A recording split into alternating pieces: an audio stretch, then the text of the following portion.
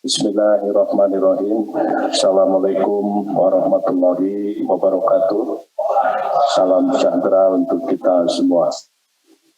Yang saya hormati dan kita banggakan tadi Pak Ketua Dewan Pembina Inkopontren Pak Sandiaga Uno, Ketua Dewan Penasehat Inkopontren, ini sahabat lama saya dan sekaligus guru, Pak Jimli, Ketua Dewan Pengawas Inkopontren. Nah ini kalau ini teman digerakkan waktu mahasiswa,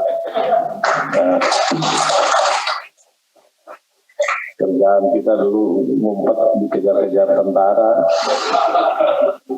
Sekarang masih Pak. Masih ya.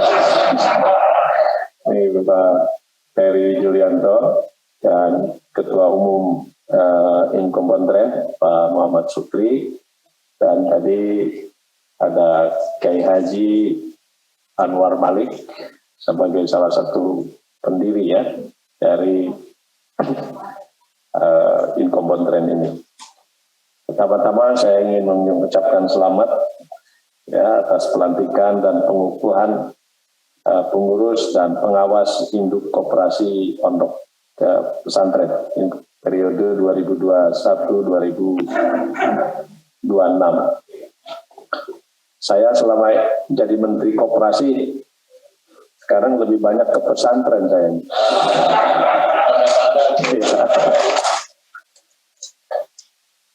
Kalau nggak ke pesantren, saya sekarang itu bergaul sama teman-teman Persatuan BMT Indonesia. Ya, kebetulan kami ada program untuk perang melawan rentenir di pasar-pasar dengan BMT. Di Jawa Timur kita juga ada dengan BI, kami mensupport pendirian koperasi dari 17 pesantren di Jawa Timur yang rata-rata santrinya di atas 10.000. Hostnya Kiai Gofur di Lamongan, di Sunan Derajat. Nah, kita ingin memperkuat distribution center untuk mensupport jaringan retail yang ada di pesantren. Nah, itu besar semua. Mudah-mudahan nanti dari sana kita bisa mensupport warung-warung masyarakat yang sekarang terancam oleh kehadiran jaringan retail modern, karena warung-warung barang dagangannya lebih mahal daripada jaringan retail modern. Ini yang kita harus support, karena ini menyangkut ekonomi masyarakat yang paling tua, jangan sampai ini mati. Nah, waktu di istana saya dulu dengan Pak Darmin Nasution, Menko Ekonomi, sudah kita pikirkan bagaimana mengatur supaya warung-warung tradisional ini tetap bisa bertahan dalam persaingan dengan jaringan retail modern. Nah, saya sekarang jadi Menteri Koperasi, saya terusin. Saya ingin memperkuat nanti lewat koperasi.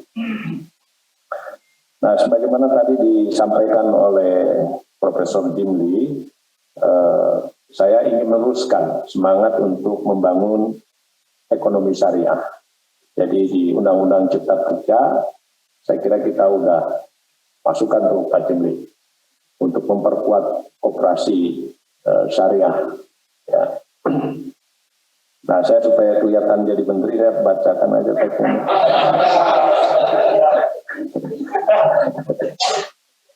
Kalau nggak LSM terus Pak. Ya. Nah, jadi kita berharap nanti dengan Inkopontren ini sebagai operasi sekunder untuk terus memperkuat bisnis anggotanya, ya, memperkuat bisnis koperasi di Kopontrennya. Nah, sektor ekonomi dan keuangan syariah ini kita harapkan bisa menjadi sumber pertumbuhan baru bagi ekonomi Indonesia. mengingat relevansi prinsip dasar ya serta kinerjanya yang mumpuni di tengah tantangan pandemi COVID-19. Kalau kita lihat angkanya, capaian Indonesia dalam Global Islamic Economic Indicator tahun 2020-2021 kita menempati keempat setelah Malaysia, Saudi Arabia, dan Uni Emirat Arab. Ya, nah ini kita keempat. Saya ingin ajak kita kejar, paling tidak kita ngalahin Malaysia. Ya, itu. Indonesia juga meraih peringkat pertama Islamic Finance Country Index atau pemeringkatan kondisi perbankan dan keuangan syariah berbagai negara ya pada Global Islamic Finance Report tahun ini. Nah, tepuk tangan. Ini terutama karena Indonesia memiliki sektor keuangan sosial Islam yang paling dinamis di antara seluruh negara di dunia. Jadi ini modalnya sudah ada. Kalau kita mau bangkit sekarang memperkuat ekonomi syariah. Nah, kita juga sudah dapat arahan, ya. Jadi arah strategis pengembangan ekonomi syariah Indonesia itu kita rujuk pada rencana induk ekonomi syariah Indonesia yang fokus pada pengembangan dan penguatan 4 hal. 1, industri halal. 2, keuangan syariah. 3, keuangan sosial syariah. Dan bisnis kewirausahaan syariah. Saya kira di BMT sekarang yang keuangan sosial syariah, Kordu Hasan itu sudah bagus sekali, terutama di tengah pandemi ini saya lihat efektif sekali untuk membantu usaha-usaha mikro yang kesulitan cash flow dibantu oleh program Kordu Hasan dari BMT. Saya juga ajak Basnas untuk juga menyalurkan zakatnya untuk memperkuat modal kerja usaha mikro yang belum bankable. Jadi saya rubahlah zakat yang biasanya untuk konsumsi sekarang jadi wakaf ya, untuk memperkuat modal kerja. Jadi alhamdulillah sudah bekerja cukup baik. Nah, kolaborasi lintas sektor antar lembaga keuangan syariah yang beragam kelembagaannya dan kerjasama antara lembaga keuangan syariah dengan sektorial syariah memiliki potensi besar untuk mendorong pertumbuhan sektor ekonomi dan keuangan syariah yang pada akhirnya berkontribusi juga pada peningkatan pendapatan masyarakat dan pertumbuhan ekonomi nasional. Saya sekarang juga gini-gini juga wakil ketua masyarakat ekonomi syariah. Saya bersama Pak Erick Thohir dan langsung dengan Pak Kiai Ma'ruf, Pak Wapres, kami terus-menerus mendorong penguatan ini. Dan Pak Wapres sangat serius, jadi kami sering sekali rapor dengan Pak Wapres untuk memastikan seluruh agenda ekonomi syariah kita jalan lewat MES. Dalam rangka mendorong pertumbuhan ekonomi syariah, pemerintah memperkokoh peran koperasi syariah. Nah, ini yang paling esensial dari Undang-Undang Cipta Kerja yang tadi disampaikan Pak Jimli. Ya. Nah, antara lain pertama adalah dukungan regulasi yang memuat pengaturan koperasi syariah, ya, dalam Undang-Undang Cipta Kerja dan PP nomor 7 tahun 2021 tentang kemudahan, perlindungan, dan pemberdayaan koperasi dan usaha mikro, kecil, dan menengah. Lalu juga kami sejak saya jadi menteri, LPDB yang tadinya pembiayaannya kemana-mana, saya tetapkan 100% untuk koperasi. Ya. Nah, karena kita nih ngomong terus dari dulu ekonomi koperasi sebagai sokok guru perekonomian nasional, tapi kapan? Kan nggak pernah ada koperasi mendominasi sistem perekonomian di Indonesia. Belum pernah, itu masih satu harapan. Nah, masyarakat Indonesia yang berkoperasi itu kan baru 8% lebih sedikit. Dunia rata-rata udah 16%. Nah, jadi tantangan besar kita untuk mendorong koperasi. Nah, saya kira lewat Kopontren mungkin ini lebih tepat selain untuk mengembalikan kepemimpinan pesantren dalam masyarakat, tapi juga ingin mendorong semakin banyak warga Indonesia untuk menjadi anggota koperasi. Ya, bukan memperbanyak koperasinya, Indonesia udah ratusan ribu, koperasinya sudah banyak betul. Nah, tapi kita butuh sekarang untuk melahirkan koperasi-koperasi besar yang punya skala ekonomi yang cukup kompetitif. Nah, karena itu LPDB kami perkuat untuk koperasi, dan khusus untuk koperasi syariah kami sudah, sejak saya di kementerian ini sudah ada 562 koperasi syariah yang kita perkuat kapitalnya, pembiayaannya dengan nilai hampir 2,7 triliun. Ya, ini akan kita akan terus kerjasama dengan BNT dan koperasi syariah karena paling amanah. NPL-nya kecil sekali. Dan saya sudah minta kepada Menteri Keuangan untuk terus memperkuat pembiayaan LPDB karena strategi besar kami ini kan sudah disampaikan Prof. Jimli, struktur ekonomi kita dari waktu ke waktu itu enggak berubah, ya, yaitu didominasi oleh mikro. Mikro ini sekarang 99,6%. Dan mikro ini 2 miliar ke bawah kan omset setahun. Jadi sekarang tuh di tengah hollow Pak Ferry, Pak sini. Di atas konglomerat 0,01%, menguasai 40% ekonomi nasional, di bawah 60% UMKM mikro, di tengah menengah itu kosong. Sekarang jadi 97% sekarang orang Indonesia bekerja di UMKM. Di mana?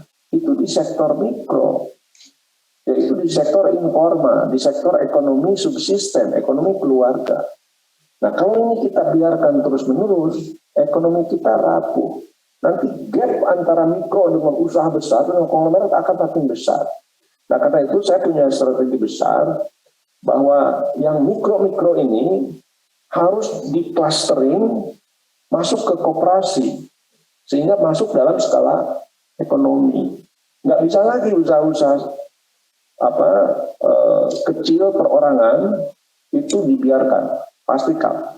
Di sektor pertanian juga begitu. Nggak mungkin kita melahirkan petani yang sejahtera. Nggak mungkin kita melahirkan corporate farming untuk memenuhi suplai kebutuhan pangan kita yang stabil baik dari kuantitas maupun kualitas kalau petaninya udah berlahan sempit dia sendiri-sendiri.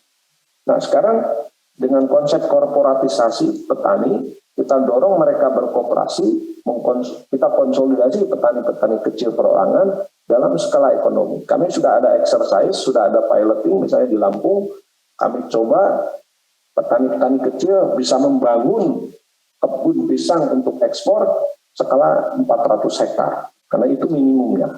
Dan sekarang kerjasama dengan Grid Giant Pineapple sebagai off-takernya untuk masuk ke pasar luar negeri. Nah, salah satunya di Singapura kalau ketemu pisang itu bikinan koperasi.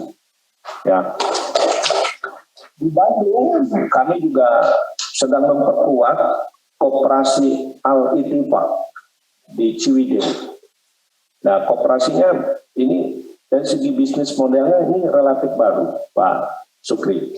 Jadi sekarang koperasi Kopontren di Al-Ittifaq itu ada di tengah-tengah petani sayur di Ciwidey. Nah, sekarang si koperasinya kita perkuat sebagai off-taker dari produk petani itu. Jadi 100% dibeli oleh koperasi, dari koperasi baru masuk ke jaringan retail modern. Nah, kalau langsung petani ke jaringan retail, bayarnya mundurnya ada yang sebulan, 3 bulan, mati duluan petaninya. Kalau diutangin begitu. Nah, karena itu sekarang LPDB disalurkan untuk memperkuat kemampuan koperasi sebagai off-taker. Nah, kita sinergikan untuk di on-farm-nya dengan perbankan, dengan KUR. Nah, sekarang alhamdulillah cukup bagus. Ini model yang harus kita lakukan. Sama Bapak-Bapak Ibu sekalian, saya ke Nganjuk, saya ke Brebes, petani bawang. Yang beli itu kan industri 3 pihak. Itu bayarnya mundur. 2 bulan, 3 bulan, mati petaninya. Harus punya modal berapa? Itu. Nah, ini nggak boleh kita biarkan. Jadi kita sedang garap supaya mereka masuk ke koperasi beli tunai. Nah, dari koperasi ke industri mau dimundurin 3 bulan, nggak apa-apa, masih bisa bernapas. Nanti di LPDB juga pinjamannya kita atur tenornya. Nah, ini model bisnis yang harus kita lakukan. Ya, nanti sinergikan dengan pembiayaan yang mikro. KUR, ada PNM dan lain, tapi koperasinya harus tampil sebagai agregator, tampil sebagai off-taker. Kenapa sebagai agregator? Pak Ferry sedang menggarap gudang-gudang KUD. Baru ketahuan kan bahwa produk UMKM itu kapasitas produksinya kecil-kecil. Nggak bisa masuk ke pasar yang besar untuk yang membutuhkan suplai yang stabil. Nggak bisa. Harus ada agregatornya. Yang kebanyakan kan UMKM kita tuh kalau nggak keripik, akik, batik kan kira-kira gitu. Ya kan? Kecil-kecil. Keripik pisang, keripik singkong, banyak banget, tapi sedikit-sedikit. Nah, ini kan nggak bisa. Ini harus dikonsolidasi dulu. Nah, karena itu koperasi harus tampil sebagai agregator, sebagai off-taker. Karena itu misalnya kenapa koperasi susu terbesar di dunia, Fonterra di New Zealand, kan tampil seperti itu. Yaitu si peternaknya nggak harus pusing menjual kemana susunya. Itu dibeli oleh koperasinya. Koperasinya punya industri pengolahan, dari hasil industri pengolahan ini baru masuk ke market. Nah, menurut saya seperti itu, desain koperasi itu. Ya, supaya kita bisa melahirkan sistem ekonomi nasional yang berbasis ekonomi kerakyatan. Tapi dengan basis model bisnis seperti itu. Tanpa itu, ya kita 30 tahun akan datang, saya akan lihat struktur ekonomi kita tetap aja seperti sekarang. Ya, nah ini yang ingin saya share bahwa ke depan kita akan seperti itu. Karena itu seperti di LPIPA, kita bikin closed loop system, termasuk juga kita bikin alif learning centernya untuk pengembangan produknya. Jadi pakai sistem pertanian modern. Jadi sekarang kalau pernah kita bisa bikin ITIPA udah bisa bikin melon sekelas Jepang, Pak. Wah, itu kalah IPB juga sama pesantren. Ya. Dan kita mau perbesar untuk 50 pesantren di Jawa Barat. Pokoknya nanti ngebon aja ya, pesantren-pesantren itu nanti dibeli oleh Al-Ittifaq. Nah, tapi nanti dari awal inputnya harus benar. Karena marketnya kan sudah tahu butuh melon jenis apa, sayur jenis apa, jeruk seperti apa. Ya, itu seperti itu. Nah, kalau ada di setiap daerah seperti ini, nggak usah banyak-banyak lah, satu provinsi satu untuk groceries gitu loh. Desainnya gitulah, supaya terlalu banyak.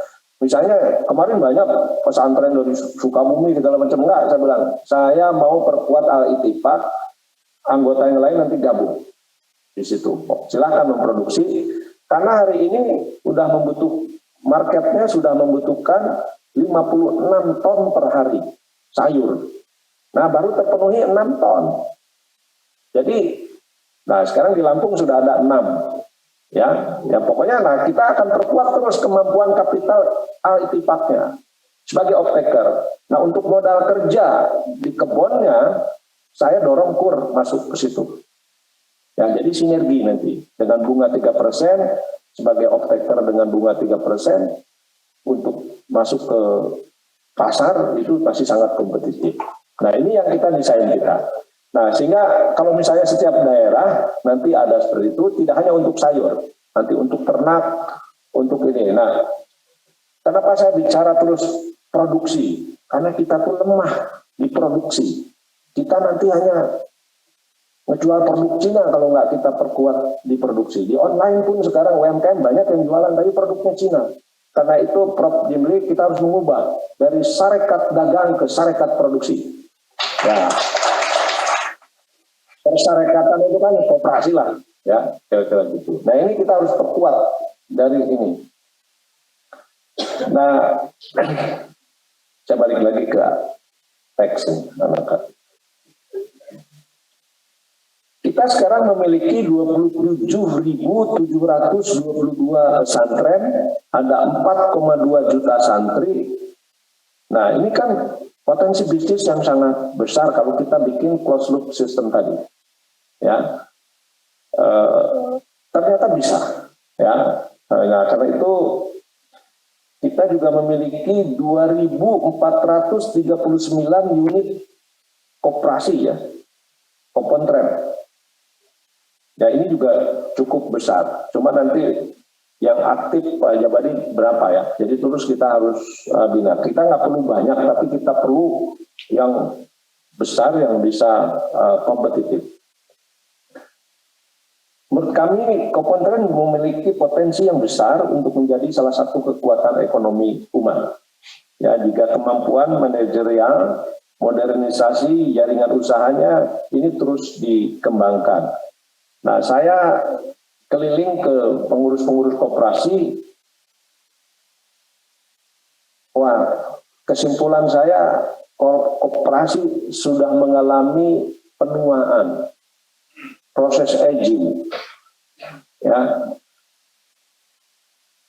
Nah, kalau kita masuk ke era digitalisasi, jangan ngomong deh kalau masih 0,7% koperasi yang sudah go digital. Nah, jadi ini bahaya kalau mengalami penuaan, tidak mengalami peremajaan. Sebab apa? Hampir 70% demografi kita itu anak muda di 2024 itu nggak nyambung nanti. Ya. Nah, ini PR kita bersama. Ya, bagaimana mendorong anak-anak muda untuk tertarik ke koperasi. Nah, digitalisasi itu salah satu untuk mendorong anak-anak muda tertarik masuk koperasi. Nah, karena itu sekali lagi saya ucapkan selamat bekerja.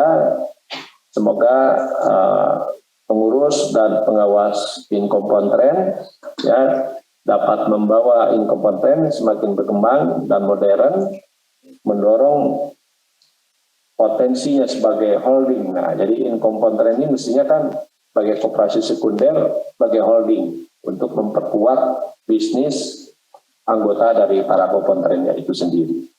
Mudah-mudahan dengan begitu kita bisa terus membangun koperasi di Indonesia yang semakin kuat.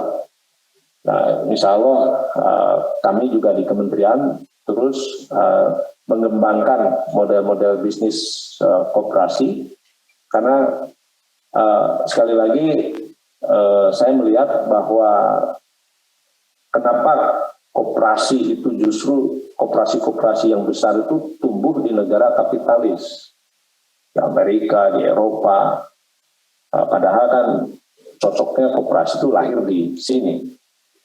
Nah, ini bukan soal ideologi ternyata, ya, tapi ini soal model bisnis. Nah, model bisnisnya ini yang kita kurang berkembang karena mindset kewirausahaan di koperasi ini masih rendah.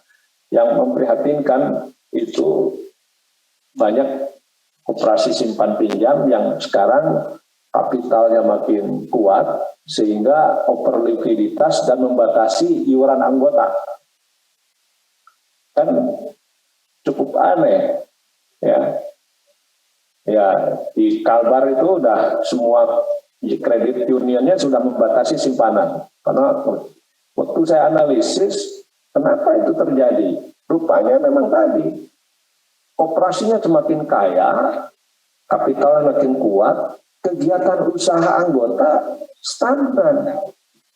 Nah, karena sudah gabung ke koperasi simpan pinjam, tapi usahanya sendiri-sendiri juga. Kalau punya warung ya belanja sendiri. Ini padahal, nah ini kan nggak boleh diterusin gitu loh.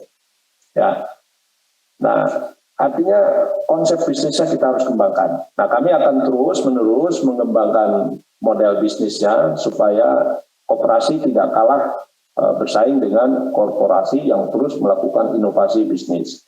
Karena itu saya sudah minta juga Pak Menteri PUPera, Pak Basuki, boleh nggak koperasi bangun infrastruktur? Dia bilang boleh, ayo kita bikin. Mau dibangun di mana? Kalau misalnya mau bangun tol bisa, nggak bisa 100 kilo, 10 kilo bisa. Mau bangun infrastruktur mana? Bisa. Saya ajak colek Menteri KKP, ayo bikin tambak udang, basisnya koperasi, bisa.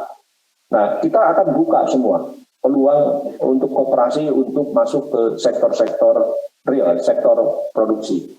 Nah, kalau sektor simpan pinjam udah cukup kuat lah. Saya mau sekarang dorong koperasi itu masuk di sektor real, termasuk koperasi sektor real yang syariah. Ya, jadi tidak hanya koperasi simpan syariah saja. Nah, sektor kelautan itu masih perawan, masih 4% pemodal besar masuk di sektor itu. Padahal misalnya Norwegia sekarang pendapatan negaranya itu bukan lagi dari migas, dari teknologi canggih di bidang kesehatan dan lain sebagainya, tapi dari budidaya salmon. Nah, koperasi harus masuk ke sektor kelautan ini karena belum ada yang main besar di situ.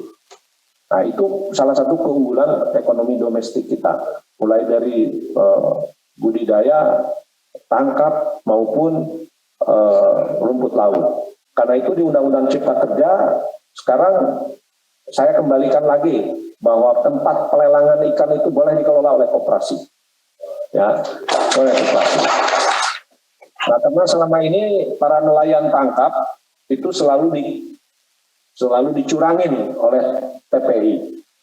Ya, nah sekarang ya kalau misalnya nelayan tangkapnya armadanya udah masuk koperasi, juga TPI-nya dikelola oleh koperasi, saya kira ini akan cukup bagus. Nah, ini kita akan piloting lah, nanti Cilacap kita garap dulu supaya jadi TPI-nya dari koperasi.